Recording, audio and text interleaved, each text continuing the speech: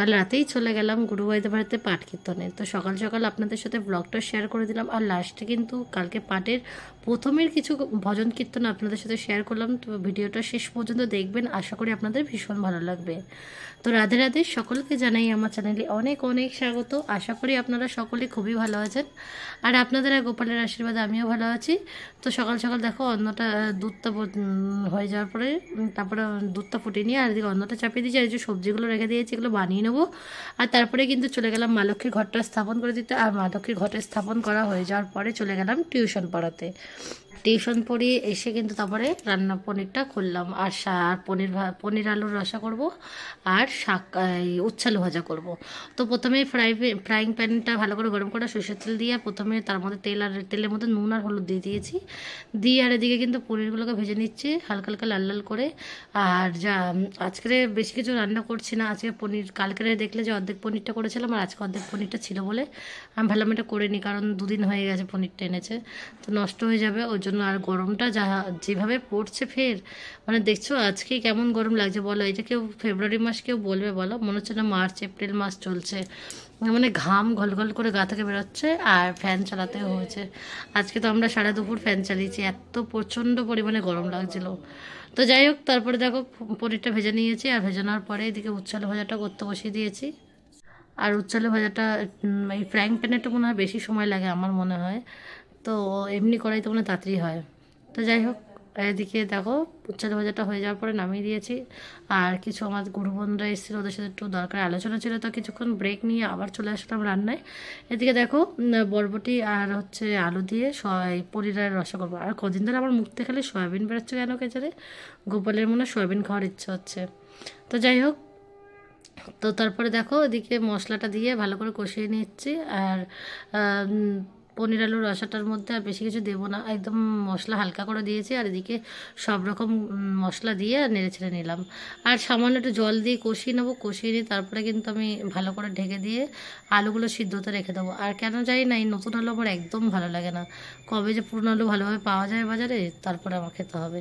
পুরনো আলু পাওয়া যায় কিন্তু খুব একটা ভালো পাওয়া যাচ্ছে না, ভেতরে পুরো দাগ দাগ ভর্তি, একদম খারাপ এরকম আর কি, স্টোরের জিনিস তো ওই জন্য মনে হয় বেশি। তো যাই হোক, দেখো দিকে পনিরটাকে অল্প জল দিয়ে ভালো করে কষিয়ে নিচ্ছি, আর এর মধ্যে কিন্তু আমি পনিরগুলোকেও দিয়ে দিয়েছি। আমি কিন্তু পনিরটা দেওয়ার পরে মশলাগুলো দিয়ে তারপরে কষাই। তো যাই হোক, তারপরে দেখো হয়ে গেল এদিকে কষানো, আর এদিকে সামান্য জল দিয়ে ঢেকে দেবো। এবারে ঢেকে দিয়ে কিছুক্ষণ পরে ঝোলটা ফুটে উঠলে একটু গরম মশলা ছড়িয়ে নামিয়ে নেবো, তাহলে হয়ে যাবে আমাদের রান্নাবান্না কমপ্লিট। আর পনির আলু রসা আর উচ্ছের ভাজা দিয়ে আজ গোপালকে সেবা দেবো। আর আজকে সকালবেলা গোপালের টিফিনে ভালো কিছু দিইনি, দুধ দিয়েছিলাম আর বিস্কুট দিয়েছিলাম। এই কদিন একদম সময় হচ্ছে না, কারণ আমি যখন পড়াতে যাই ওই বাচ্চাগুলোর সব অঙ্কগুলো অনেক টাফ টাফ, তো অনেক সময় লাগছে করাতে। ওর বাচ্চা মানুষ, ওরা তো ওদের তো সময় লাগবেই, আর ওদের টুকতেও তো স্পিড নেই হাতে, আস্তে আস্তে টুকছে, তো কী করা যাবে, ওই জন্য একটু সময়টা চলে যাচ্ছে মানে ওখানেই। তো তারপরে আজকে পড়িয়েই এসছি আমি 10:30টার পর, যেখানে আমি 10:30টার মতো আমার রান্না হয়ে যায়, সেখানে আমি 10:30 বাড়ি ঢুকেছি। তো যাই হোক, তারপরে রান্নাটা হয়ে যাওয়ার পরেই আমি সঙ্গে সঙ্গে দেরি না করে একদম গরম গরম গোপালকে সেবা নিবেদন করে দিয়েছি। আর সবথেকে বড় কথা, ঠান্ডা জিনিস খেয়ে খেয়ে না আমার গলার অবস্থা পুরো খারাপ হয়ে যাচ্ছে। মানে গোপালকে সেবা দেওয়ার 15-20 মিনিট পর যখন ভোগটা নামাই, তখন তো ওটা অলরেডি ঠান্ডা হয়ে যায় না, আর ওটা খেতে একদম মানে গলাটা পুরো বসে যাচ্ছে। তারপরে ফিরে আসলাম দেখো সন্ধ্যাবেলায়, এই যে সন্ধ্যা আরতি করবো বলে সব রেডি করে নিয়েছি, দুপুরবেলাতেই সব গুছিয়ে রাখি। আর বৃহস্পতিবার দিন একটা চাপ থাকে বেশি, ওদিকে সব তৈরি করে দিয়ে আর দিকে চলে গেলাম কাল থেকে পাঠের অনুষ্ঠানে। তো পাঠে কী খেলো তো শ্রবণ করো।